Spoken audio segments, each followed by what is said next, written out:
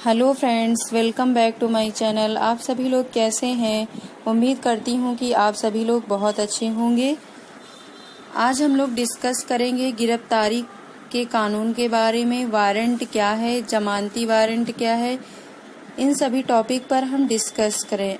आइए अब हम डिस्कस कर लेते हैं।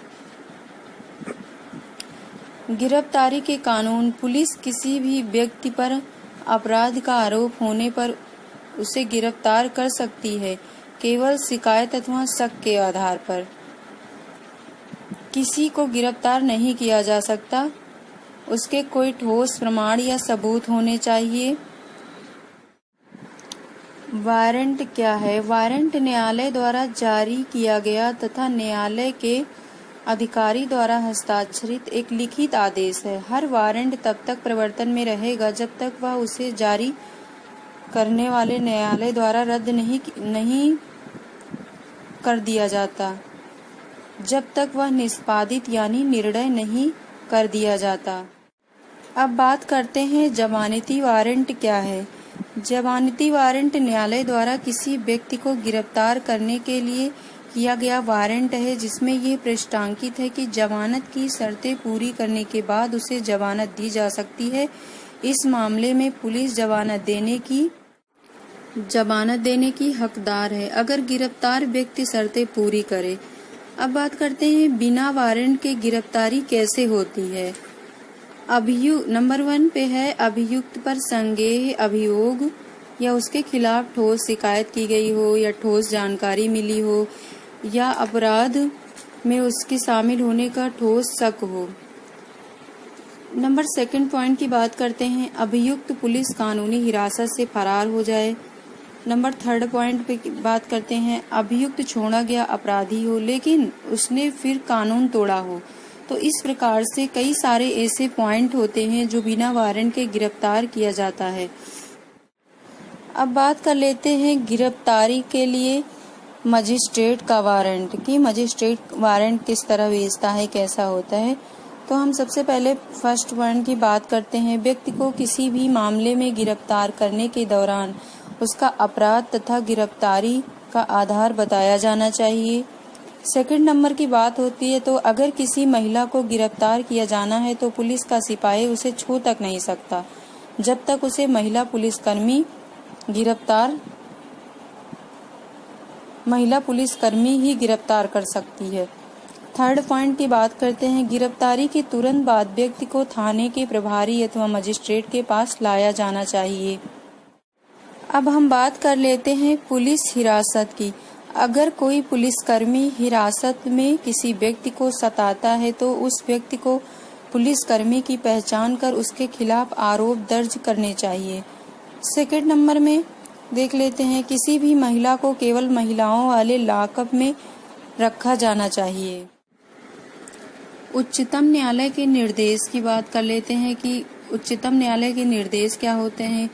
गिरफ्तार व्यक्ति को अपनी गिरफ्तारी और हिरासत में लिए जाने की सूचना अपने मित्र संबंधी किसी व्यक्ति को देने का अधिकार है।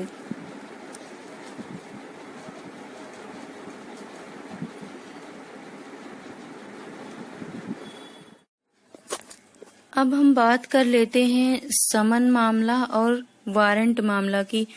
तो समन मामलों में 2 वर्ष तक के कारावास का दंड दिया जा सकता है और वारंट मामला जो होता है, वारंट मामले में मृत्युदंड, आजीवन कारावास एवं 2 वर्ष से अधिक अवधि तक के कारावास का दंड दिया जा सकता है।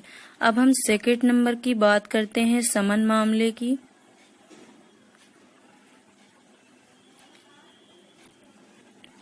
समन मामले में अभियुक्त को दोष सिद्ध या दोष मुक्त किए जाने के लिए संक्षिप्त प्रक्रिया को अंगीकृत किया जा सकता है और वारंट मामलों में संक्षिप्त प्रक्रिया का अनुसरण नहीं किया जाता।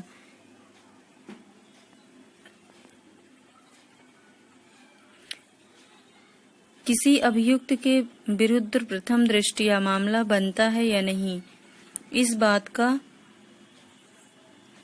अवधारण करने के लिए साक्षियों को बुलाया जाना आवश्यक होता है।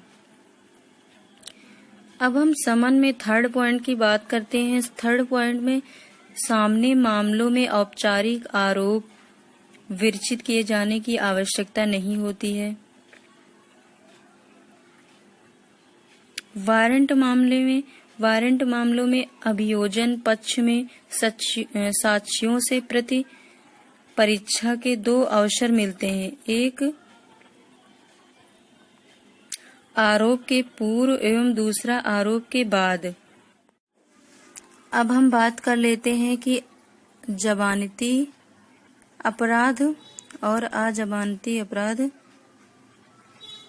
में क्या अंतर होता है। तो जमानती अपराध में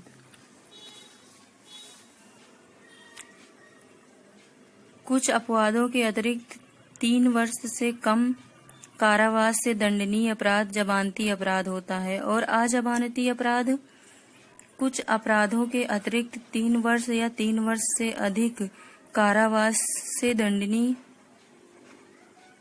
अपराध अजमानती अपराध होते हैं।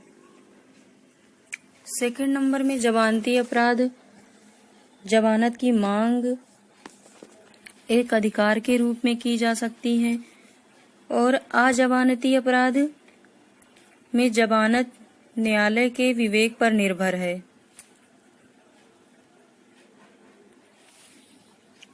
जमानती अपराध सामान्य प्रकृति के होते हैं, अजमानती अपराध गंभीर प्रकृति के होते हैं।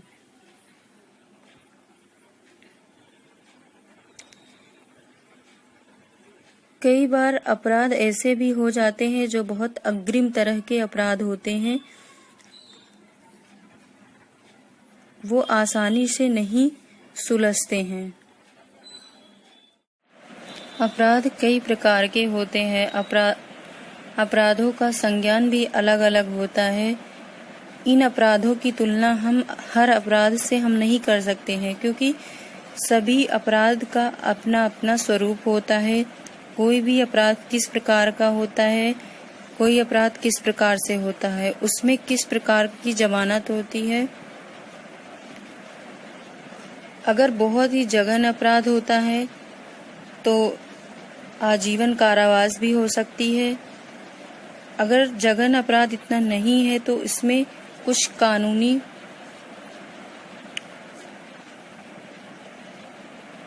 नियम होते हैं जिनसे उनका निर्णय लिया जा सकता है।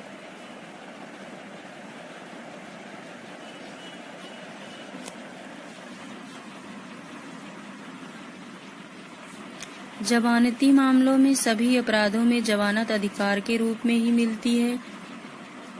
16 वर्ष की कम उम्र के नीचे की आयु का कोई व्यक्ति स्त्री, बीमार या सहाय व्यक्ति की जमानत कराने का अधिकारी होता है। भले ही अगर आप सभी लोगों को हमारा वीडियो अच्छा लगता है तो हमारे वीडियो को लाइक कर लीजिए और चैनल को सब्सक्राइब कर दीजिए, शेयर कर दीजिए अपने फ्रेंड में। और अगर आप लोग हमारे चैनल पर नए हैं तो चैनल को सब्सक्राइब कर लीजिए, क्योंकि ये बिल्कुल ही फ्री है, इसका कोई भी चार्ज नहीं लग रहा है, ये बिल्कुल ही फ्री ऑफ कॉस्ट है।